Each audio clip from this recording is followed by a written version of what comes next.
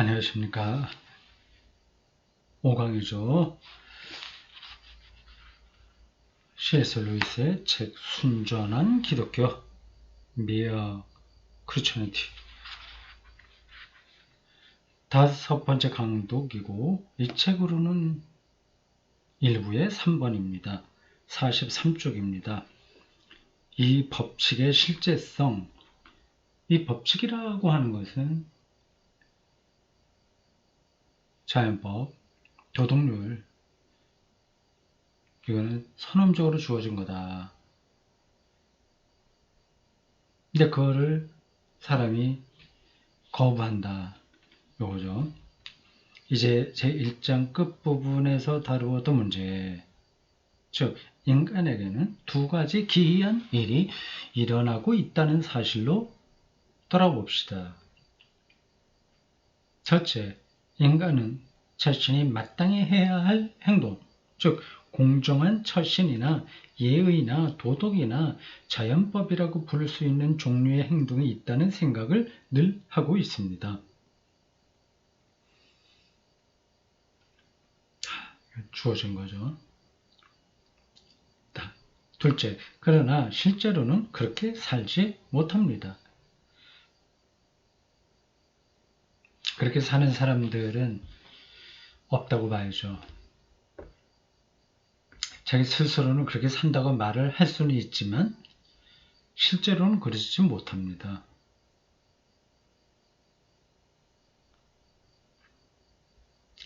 이 자연법, 도덕률, 이거하고 유대교의 율법하고도 어떤 관계가 있느냐 하는 걸 좀 검토해 볼만 합니다. 지금 루이스는 아주 직접적으로 기독교의 전문적인 용어는 쓰지 않고 있습니다. 그걸 변증하는 거니까 일반 사람들이 들어도 그렇게 불편하지 않는 방식으로 이야기합니다. 그래서 율법이다 뭐다 이런 거 바리새인이다 뭐 이런 건 전혀 얘기하지 않을 겁니다. 뒤에 뭐 어떤지 모르겠어요. 이 도덕률하고 율법은 긴밀하게 연결되어 있습니다. 크게는 자연법의 토대에서 율법이 나왔다고 볼 수 있겠죠. 모든 항목이 다 그런 건 아니고 기본 바탕은 그런 겁니다. 자연법. 근데 그게 자기들의 삶의 자리에서 조금씩 다르게 적용된 거죠. 예를 들자면 먹어도 되는 짐승하고 먹지 못하는 짐승들을 나누잖아요. 거룩한 먹을거리와 그렇지 못한 먹을거리 나눕니다. 근데 그것도 그렇게 해야 될 필연성이 있어서 그렇게 한 거예요. 고대인들은 전염병에 취약하기 때문에 돼지고기 같은 것들을 먹다가 크게 전염병이 돌 수 있는 거거든요. 피를 마시지 말라고 하는 것도 그렇고요. 이런 건 뭐 특별히 유대인들이 다른 근동에 있는 나라하고 다른 점인데 이것도 다 그 사람의 행동, 윤리, 도덕에 관계된 겁니다. 근데 나그네 대접해야 되고 억울한 사람들 억울하게 하지 말아야 힘없는 사람들 억울하게 하지 말아야 되고 뭐 그런 것 내용도 많습니다. 다 도덕률에 바탕을 두고 있죠. 그래서 한 나라의 법, 성문법이나 불문법이나 막론하고 그것은 이 루이스에 의하면 다 밑바탕에는 그 자연법이 있다 해요.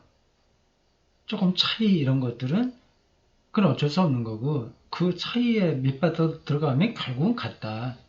인간이 인간답게 살고 평화롭게 살고 하는 그러한 생명지향성 그런 게 있는 거죠. 그 생명지향성에서 조금씩 차이가 있는 거 어떤 방법론에서는 좀 차이가 있을 수 있습니다. 제가 왜 이것을 기이하다고 말하는지 의아해하는 분들도 있을 겁니다. 여러분에게는 이것이 지극히 자연스러운 일로 보일 수도 있지요. 특히나 제가 인간에 대해 지나치게 냉혹한 것이 아닌가 생각할 수 있습니다.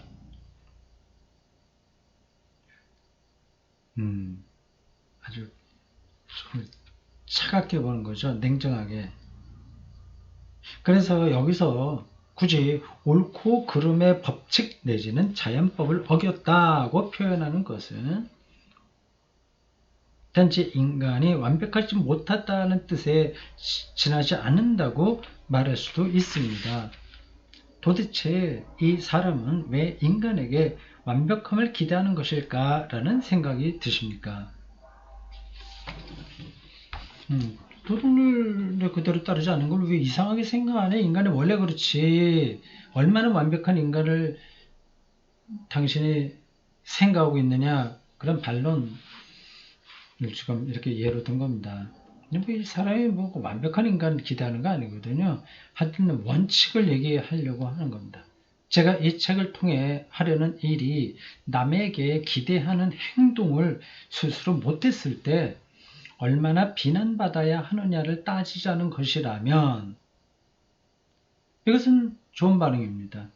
내가 누굴 비판하기 위해서 하는 거라면 그 당신들 그리 얘기하는 게 맞다. 현실적인 인간은 안 되는데 왜 이렇게 완벽한 인간을 전제하고 말하냐. 그런 비판이 맞지만 나는 그거 아니라고 하는 거죠. 그러나 그것은 제가 하려는 일이 아닙니다. 저는 비난에는 관심이 없습니다. 이게 중요한 겁니다. 이건 맞는 얘기 같아요. 현상을 얘기하는 거지 도덕 군자처럼 뭐 이래라 저래라 얘기하려고 하는 게 아닙니다. 다만 진리를 찾으려고 애쓰고 있을 뿐입니다. 이런 관점에서 볼 때 어떤 것이 불완전하다는 생각, 마땅히 지니고 있어야 할 모습을 지니고 있지 못하다는 이 생각이야말로 중요한 개념이 아닐 수 없습니다. 돌이나 나무 같은 것은 그야말로 돌이나 나무일 뿐 그것 아닌 다른 것이 되었어야 한다고 말할 수 없습니다. 물론 어떤 돌이 자기 집 바위 정원에 걸맞지 않을 경우 모양이 틀렸다라고 한다거나 어떤 나무가 원하는 만큼의 그늘을 제공해 주지 못할 때 나쁜 나무라고 말할 수는 있습니다. 좀 불편하다 그렇게 얘기하는 거죠. 그러나 그것은 어쩌다 보니 자신의 목적에 쓰기 편한 돌이나 나무를 만나지 못했다는 뜻일 뿐입니다. 농담이 아니라면 그것을 이유 삼아 그 돌이나 나무를 비난할 사람은 아무도 없습니다. 여러분은 그 나무가 자신에게 주어진 날씨와 토양에서는 그렇게 자랄 수밖에 없었다는 사실을 잘 알고 있습니다. 우리의 관점에서 나쁜 나무라고 말하는 것은 좋은 나무와 마찬가지로 자신에게 해당되는 자연 법칙들을 따랐을 뿐입니다. 그게 이제 자연 법칙, 자연법, 도덕윤리라고 하는 겁니다. 그 나무들은 다 그렇게 사는 거, 돌도 그렇고 다른 사물들도 그런데 인간만은 그거 아닌 거죠. 자연대로 따르지를 못합니다. 왜 그러냐? 그러면 기독교적인 용어로 하면 죄이겠죠. 근데 이 사람이 죄라고 얘기 안 할 겁니다. 다른 방식으로 설명해야죠. 재밌어요. 근원본적으로 들어가면 기독교를 말하고 있는 것 같은데 기독교적인 용어는 쓰지 않고 말합니다. 그게 참 능력이죠. 그렇다면 이제 무슨 말이 나올지 알 것 같지 않습니까? 이제 나올 말은 우리가 보통 자연 법칙이라고 부르는 것 예컨대 날씨가 나무에 작용하는 방식은 엄밀한 의미에서 진짜 법칙이 아니라 단지 하나의 표현법에 불과하다는 것입니다. 떨어지는 돌은 언제나 중력 법칙을 따른다고 말할 때의 법칙은 돌이 늘 하는 일이라는 뜻에 불과합니다. 공중에 던져진 돌이 땅에 떨어지라는 명령을 갑자기 떠올려서 떨어진다고 생각하는 사람은 아무도 없습니다. 자연의 메커니즘 속에 들어가 있는 것 뿐이죠. 단지 돌을 던지면 떨어지게 마련이라는 뜻에서 돌은 중력 법칙을 따른다라고 말하는 것일 뿐이지요. 달리 말하자면 여러분은 사실들 너머에 사실들 너머에 무엇이 존재하는지, 즉 실제로 일어나고 일과는 별도로 마땅히 일어나야 하는 일에 관한 법칙이 따로 존재하는지 여부를 분명히 알 수 없습니다. 돌이나 나무에 적용되는 자연 법칙이란 단지 자연이 실제로 늘 하는 일을 의미할 뿐입니다. 이 대목에서 법칙에 따라 존재하는지 여부를 분명히 알 수 없습니다. 중력을 알고 있는데 왜 모른다 그러지? 인간에게 벌어지는 걸 모른다는 뜻일까요? 돌이나 나무에게 적용되는 것은 그건 그대로 늘 아는데 사람들에게는 에서 일어나는 거는 좀 그렇지 않다는 거죠. 돌을 이렇게 던지면 그건 당연히 떨어져요. 그걸 거스르는 건 없습니다. 근데 사람은 그걸 거스르는 거죠. 사람에게는. 자연법을 그대로 따르지 않는 거죠. 그러나 인간 본성의 법칙이나 바른 행동의 법칙에 이르면 사정이 달라집니다. 이때의 법칙은 확실히 인간이 실제로 늘 하는 일을 의미하지 않습니다. 늘 그렇게 모든 사람들에게 똑같이 결과가 나타나는 건 아닌 거죠. 노숙자들이 이렇게 좀 도와달라고 할 때 자연 법칙을 따른다면 모든 사람들이 도와줘야 되는 거겠죠. 그러나 그게 아니거든요. 이미 말했듯이 많은 인간들이 이 법칙을 전혀 따르고 있지 않으며 단 한 명의 인간도 완전하게는 따르지 못하고 있기 때문입니다.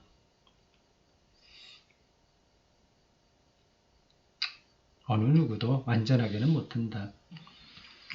율법 앞에서 얘기했는데 바울도 그렇게 했습니다. 어느 누구도 율법을 완벽하게 지킬 수 없다. 결국 율법은 우리를 죽음에 몰아넣는다. 자기가 절망하게 만든다. 죄를 깨닫게 할 뿐이다. 그런 얘기를 했어요. 비슷한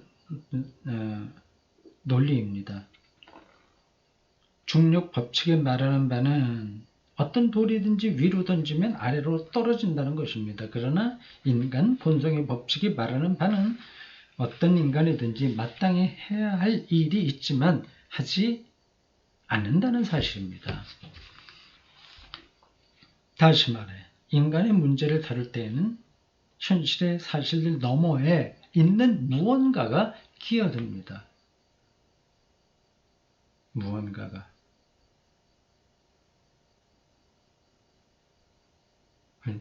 자아일까요? 이기심일까? 교만? 자기중심성? 죄의 힘들이죠. 뭐가 끼어들어요. 사실 인간은 실제로 어떻게 행동하는가 외에 무언가 다른 것, 인간은 어떻게 행동해야 하는가가 더 있는 것입니다. 그렇게 단순하지 않은 거죠. 인간을 제외한 돌이나 나무만이 아니라 다른 동물들도 다 자연법을 따르고 있습니다. 배고픔 먹고 때가 되면 짝짓기 하고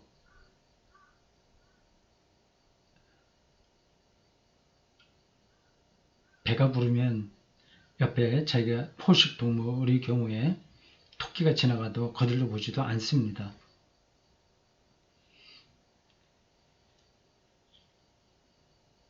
인간을 제외한 우주에서는 이 사실 외에 더 필요한 것이 없습니다. 그냥 자연이라고 하는 사실, 메커니즘으로 다 이제 돌아가니까.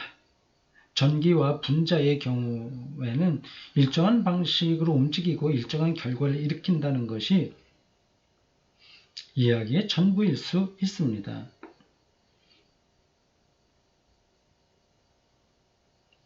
그러나 인간의 경우에는 그들이 일정한 방식으로 움직인다는 것이 이야기의 전부가 될 수 없습니다. 똑같지 않은 거죠. 여러분은 인간들이 그와는 다르게 행동해야 한다는 것을 이미 알고 있기 때문입니다. 사실 이것은 너무나 독특한 특징이므로 어떻게든 잘 해명해서 빠져나가고 싶은 유혹을 받습니다. 예컨대 우리는 그는 지금처럼 행동해서는 안 된다는 말을 이 돌은 모양이 틀렸다는 말과 같은 뜻으로 썼다고 주장할 수 있습니다. 그건 아니 전혀 다른 상황인데 그렇게 한다는 거죠. 어쩌다 보니 그 사람의 행동이 당신에게 불편하게 느껴진 것에 불과하다는 것이지요. 그러나 이것은 사실이 아닙니다. 기차를 먼저 탔기 때문에 창가 자리를 차지한 사람이나 내가 잠시 등을 돌린 사이 내 가방을 치우고 그 자리에 앉은 사람은 똑같이 나를 불편하게 만듭니다. 그러나 나는 나중 사람은 비난해도 먼저 사람은 비난하지 않습니다.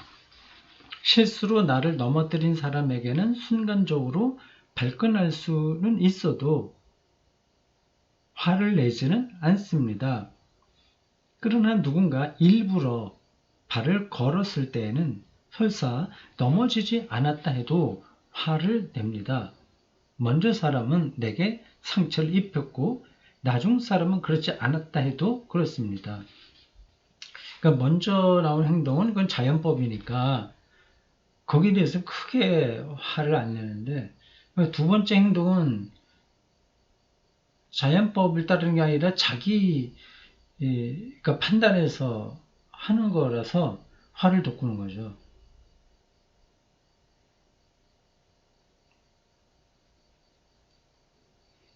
지금 계속해서 인간이 다른 사물들 혹은 동물들과의 차이점을 자연법이라는 그 대원칙을 중심에 놓고 설명하고 있습니다. 재밌죠? 설명을 그렇게 하고 있습니다.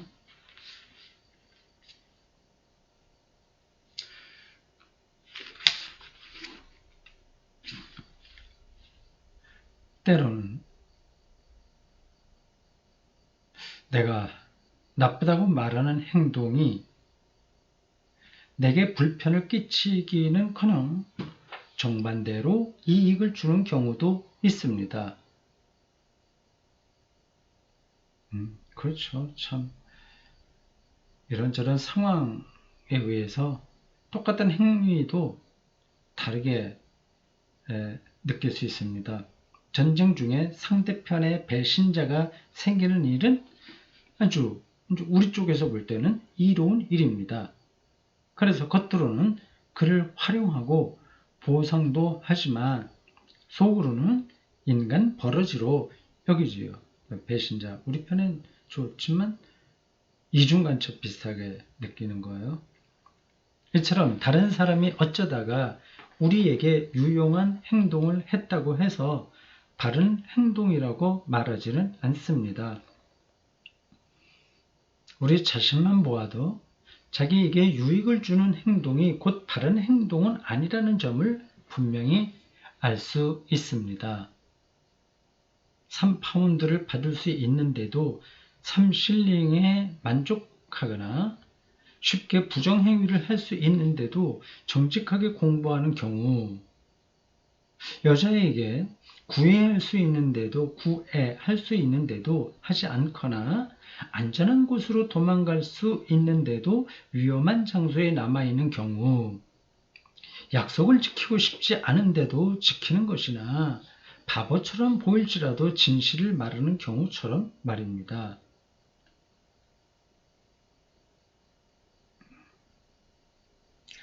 그게 여러 가지 예를 들었는데요.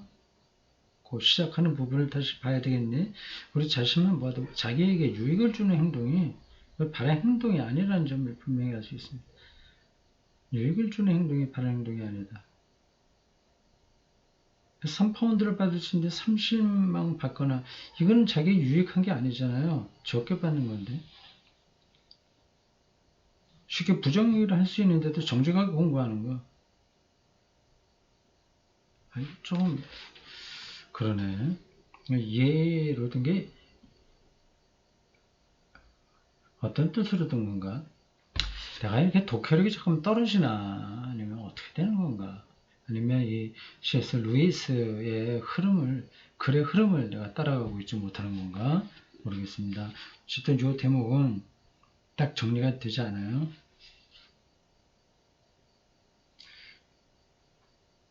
어떤 이들은 바른 행동을 한다고 해서 특정 개인이 특정 순간에 이 유익을 얻는 것은 아니더라도 인류 전체로 볼 때에는 유익이 된다고 말합니다. 그러니까 별로 신기해할 필요가 없다는 거지요. 어쨌든 인간에게는 어느 정도의 분별력이 있으므로 모든 사람이 정정당당하게 철신하는 사회에서만 진정한 안전이나 행복을 누릴 수 있다는 사실을 알고 있으며 바로 그렇기 때문에 바르게 행동하려고 애쓴다라는 것이 그들의 견해입니다. 물론 개인과 계층과 국가가 서로를 정직하고 공정하며 친절하게 대할 때에만 안정과 행복을 누릴 수 있다는 것은 틀림없이 맞는 말입니다. 사실 세상에서 가장 중요한 진실 중 하나이기도 하죠. 오케이, 이건 뭐 일반적인 얘기고요. 그러나 이 말은 우리가 어떤 것을 옳게 느끼거나 그렇게 느끼는 이유를 제대로 설명해 주지는 못합니다. 유익이냐 아니냐 뭐 이런 등등등등 여러 가지 상황 그런 것으로 이게 옳아 글러 하는 거를 제대로 설명해 주지 못한다는 거예요. 제대로 설명하려면 그 자연법 도덕률이 있어야 된다는 거죠. 이분이 얘기하는 거는 지금 그걸 지금 계속 반복해서 강조하는 거죠. 왜 나는 이기적이 되면 안 되는가 라는 질문에 사회에 유익을 주려고 라고 대답할 경우 왜 개인적으로 나에게 유익이 되지 않을 때에도 사회의 유익에 신경을 써야 한단 말인가 라는 질문에 사람은 이기적이 되면 안 되니까요 라고 대답할 수밖에 없을 테니까요. 이건 순환 논리에 빠지는 거지. 왜 이기적으로 살면 안 돼? 그러면 사회 유익을 위해서 왜 또 사회 유익을 위해 살아야 돼? 사회 이기적이면 안 되니까 순환 논리에 빠진다는 뜻이죠. 이것은 문제를 원점으로 되돌리는 대답입니다. 원점으로 자꾸만 돌리는 거. 그래서 순환 논리예요. 옳은 말이기는 하지만 논의를 진전시키지는 못하지요. 마치 풋볼을 왜 하는가 라는 질문에 축구 점수를 따르고요 라고 대답해봐야 별 의미가 없는 것과 같습니다. 점수를 따려고 노력하는 것은 경기 그 자체일 뿐 경기를 하는 이유가 되지 못하기 때문입니다. 이런 대답은 사실 풋볼은 풋볼이라고 말하는 것에 불과합니다. 옳은 말이긴 하지만 도움이 되지는 않습니다.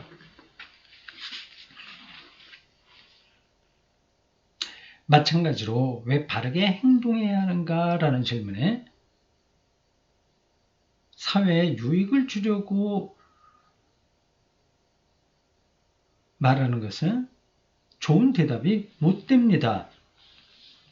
사회에 유익을 주려 노력하는 것, 다시 말해서 이기적인 사람이 되지 않으려고 노력하는 것, 사회는 결국 다른 사람들이라는 뜻이므로 그 자체가 바른 행동의 일부이기 때문입니다.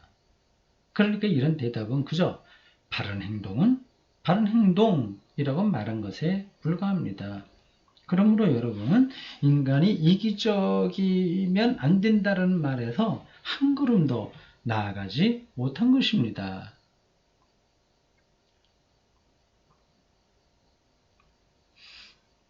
그렇게 이기적으로 살지 않아야 된다는 도덕률, 자연법을 전제하지 않으면 이 말이 성립이 안 된다는 거죠.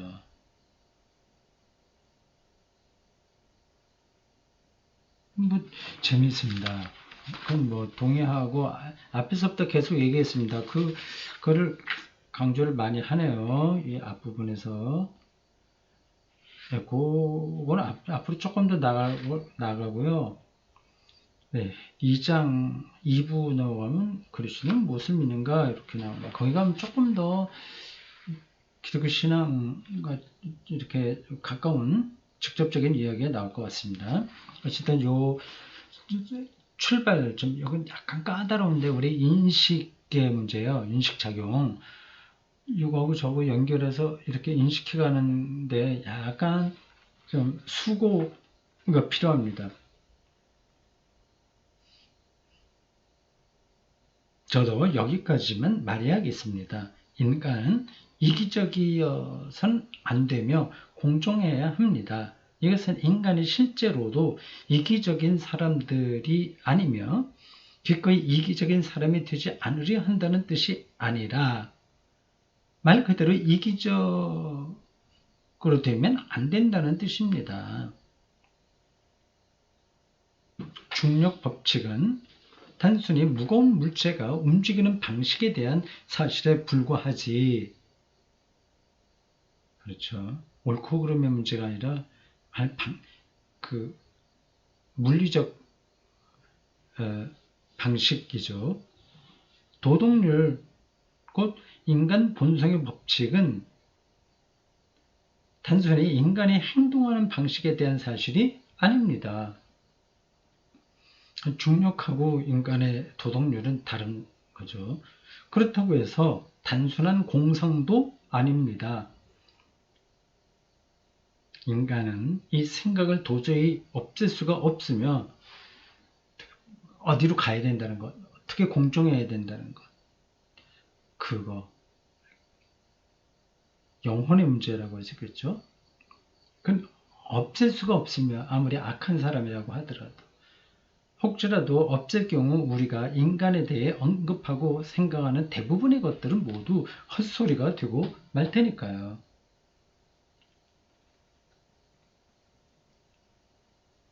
도덕률, 자연법, 인간의 도덕률, 또 옳은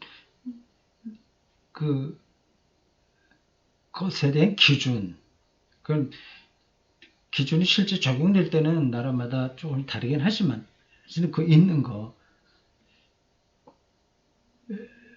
봐야 된다는 거죠. 그게 없으면 모든 게 다 허물어진다는 겁니다.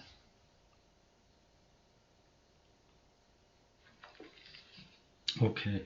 또한 이것은 단순히 사람들이 우리에게 편한 행동을 해주길 바란다는 뜻의 말도 아닙니다. 우리에게 불편한 행동이라고 해서 반드시 나쁘고 불공정한 행동이라고 부르는 것은 아니며 오히려 우리에게 편한 행동인데도 나쁘고 불공정하다고 말하는 경우도 있기 때문입니다. 따라서 옳고 그름의 법칙 혹은 인간 본성의 법칙은 여하튼 실제하는 것, 리얼리티예요. 실제하는 것, 인간이 만들어낸 것이 아니라 실제로 현실에 존재하는 것임이 틀림없습니다. 다시 그 철학 용어로 말하면 아프리오리예요. 아프리오리, 선언적이다. 그렇게 주어져 있는 건데 우리가 경험하고 학습해서 얻는 게 아니라 그 전에 이미 주어진 거. 2 더하기 2는 4잖아요. 이게 선언적인 겁니다. 우리가 물론 그걸 공부를 해야지 구구단을 외우긴 하지만 그 원리 자체는 선언적인 거예요. 그러나 이것은 우리가 실제로 한 행동을 사실이라고 부를 때 사용하는 일상적 의미의 사실이 아닙니다. 더 팩트라고 하는 차원이 아니라 더 근원적인, 이렇게 영적인 거라고 할 수 있겠네요. 그러한 대로 우리 인간이 부름을 받는다, 그쪽으로부터 자극을 받는다, 그쪽을 향하고 있다, 그게 우리에게 말을 건다, 뭐 이런 식으로 얘기할 수 있습니다. 이제 우리는 한 종류 이상의 실제가 존재한다는 사실을 인정해야 할 때가 된 것 같군요. 한 종류 이상의 실제. 표현이 좀 특별합니다. 그게 이제 도덕률 자연법이라는 거 아닌가요? 저기 특별한 사례를 볼 때 인간의 행위라는 일상적 사실들 너머에는 아주 명백하게 실제하는 무언가, 우리가 만들지 않았음에도 불구하고 우리를 압박하는 실제적 법칙, 그런 것이 존재한다는 사실을 이제는 인정해야 하겠습니다.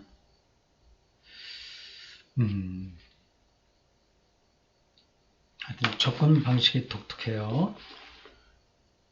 완전히 철학적인 것도 아니고 신학적인 것도 아니고 영문 언어학자이며 기독교인으로서 재미있게 설명하고 있습니다. 저에게도 도움이 많이 되는 거예요. 자, 오늘 여기까지입니다. 수고하셨어요.